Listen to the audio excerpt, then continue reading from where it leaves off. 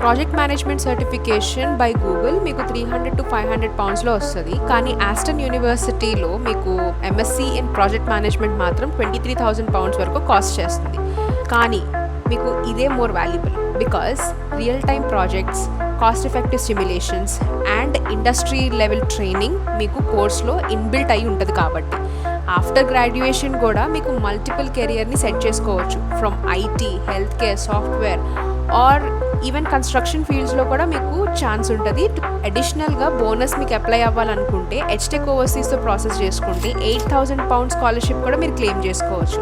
So don't forget to start your process with us to Aston University and like and follow for more university details.